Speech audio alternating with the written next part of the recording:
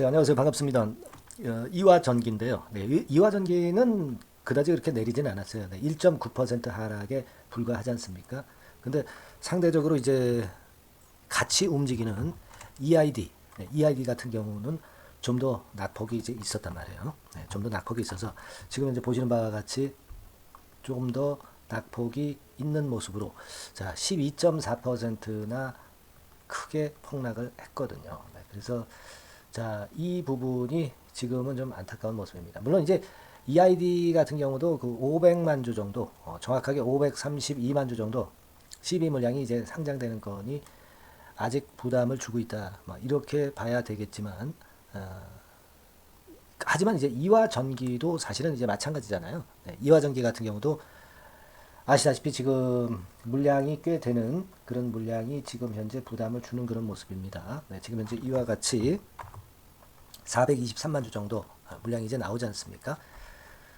그러니까 사실 뭐 이화전기나 EID나 다 같은 입장인데도 불구하고 근데 이상하게 그 이화전기는 좀 하방 경직성이 좀 있었고요. 네, 그리고 EID는 좀 더 낙폭을 보이는 모습으로 마무리가 된 것 같습니다. 지금 이화전기의 시총이 1,800억 정도죠. 네, 그리고 EID 같은 경우는 4,100억. 아무래도 이제 이화전기가 시총이 작다. 즉 이제 유통 물량이 작다는 얘기는 어떤 주포가 있을 경우에 시총이 작은 종목을 좀 관리하기가 쉽겠죠. 그래서 이화전기는 좀 관리가 된 주가 모양을 보였다. 네, 이렇게 봐야 되겠고 EID 같은 경우는 좀 관리가 하기가 좀 어려웠다. 그러니까 시총이 크니까 아무래도 그렇지 않겠습니까? 자, 그 정도의 차이가 발생하지 않았나 그렇게 보여집니다. 네. 다만 이제 호재료가 좀 나왔잖아요. 호재료가 나왔는데도 불구하고 이런 양태를 보인 것은 좀 아쉬운 모습이 좀 듭니다. 즉 이제 다시 말씀드려서 EID의 재료가 나왔죠. 리튬 강산 검증 계약 건과 관련한 재료가 나왔었습니다. 이제 나왔었죠. 예, EID 건과 관련해서 이 재료가 나왔는데도 불구하고 좀 아쉬운 모습을 보인 것은 좀 유감스러운 그런 부분이기도 합니다. 어쨌거나 그 EID나 이화전기나 네바다 리튬 광산권에 대한 기대는 아직도 이제 존재를 하고 있는 그런 부분이고 이 건에 대한 재료는 자꾸 나올 수가 있다는 것이 이제 강점일 수 있잖아요. 네, 그렇지 않습니까? 네, 오늘 그 나온 재료 자체도 검증 절차에 착수해가지고 박차를 가하는데 뭐 프로젝트 기술 자료 검토, 광산자원 평가 과정 타당성 신뢰성 검토, 광산자원 모델 적정성 검토, 뭐 이런 정도의 장밋빛 재료를 냈단 말이에요. 그러니까 EID나 이화야 전기나 주가가 강할 때는 이 건에 대한 재료가 상당히 주가를 크게 올리는데 일조를 할 수 있는데 최근에 이제 2차 전지주들이 과거만 못하고 또 리튬 관련주들이 과거의 강도만큼 강하진 못하고 이제 반등 정도만 하는 그런 패턴입니다. 리튬 관련주도. 자, 그런 상황에서 EID나 이화 전기는 조금은 더 안타까운 모습을 좀 보이지 않았나 이렇게 생각이 듭니다.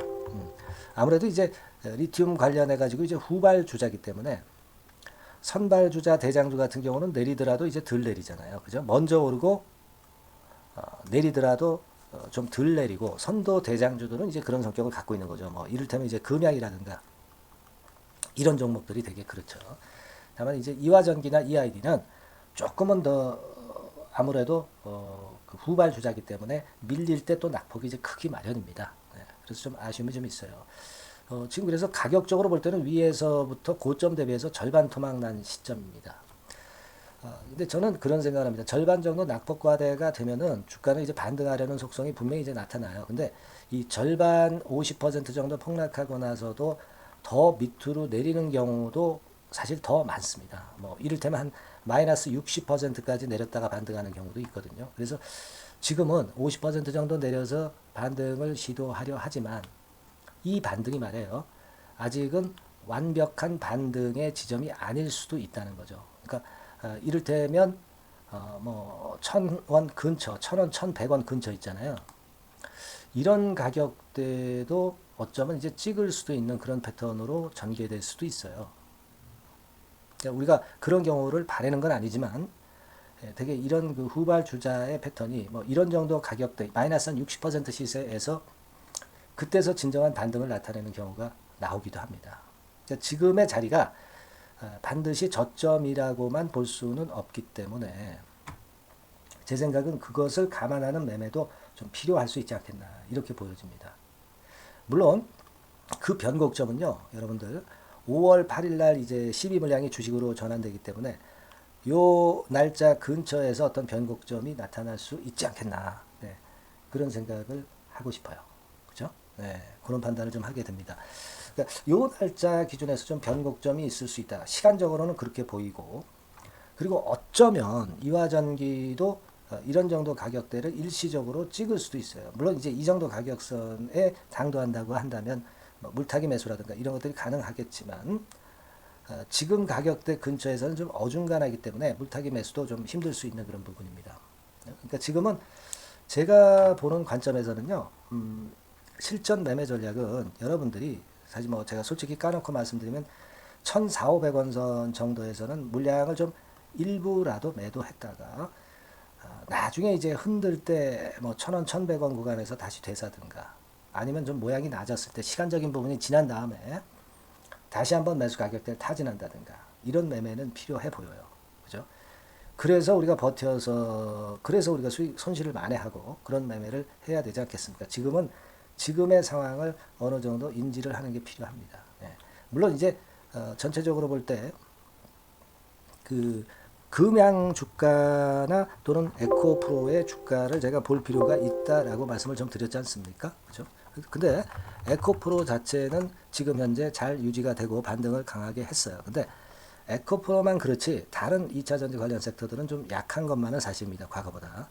그리고 이제 금양 같은 경우도 물론 반등을 했지만 반등을 했다가 좀 되밀리는 그런 패턴이 좀 나타나면서 아직은 좀 힘이 약하고 재상승을 위해서는 좀 더 힘의 축적이 돼야 되는 시간이 필요하다. 이 부분을 알려주고 있거든요. 예, 그런 모습입니다. 그죠? 그래서 이 부분을 감안한다고 한다면 지금 그 이화전기 입장에서는 아직은 그런 매매를 할 필요가 있어요. 1,400~500원 선 정도에서는 일부 물량 정도는 축소할 수는 있다. 그리고 최악의 경우 1,000원, 1,100원 구간에서는 뭐 물론 이제 매수를 해서 차익을 남길 수 있는 그런 가격대다라고 봅니다. 하지만 현재로서는 지금 반등이 너무 빠르면 이 정도 가격선에서는 일부 물량을 축소했다가 다시 잡아보는 그런 매매는 필요할 수 있어요. 아시겠죠? 그죠? 근데 지금 가격대에서 미적미적거린다면은 구태여 뭐 지금 뭐 매도나 매수를 할 그럴 상황은 아니고요. 예, 제 말씀을 잘 이해하셨죠?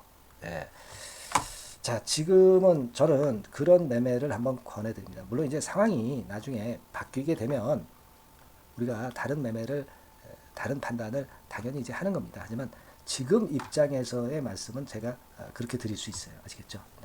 물론 제가 나중에 또 변화가 올 때 영상을 또 드릴 수 있으면 좋겠습니다. 예, 그렇게 말씀 좀 드릴 수 있으면 좋겠고, 하여간에 여러분들이 그 좋아요, 구독 눌러주는 거 있죠? 네, 이거 많이 눌러주시면 저에게는 상당한 힘이 된다는 거 다시 한번 좀 말씀드릴 수 있고요. 좋아요, 구독 많이 눌러주시고 다음 시간에 좋은 판단을 제가 또 다시 드리는 그런 수순으로 전개했으면 합니다. 네, 여러분 감사합니다.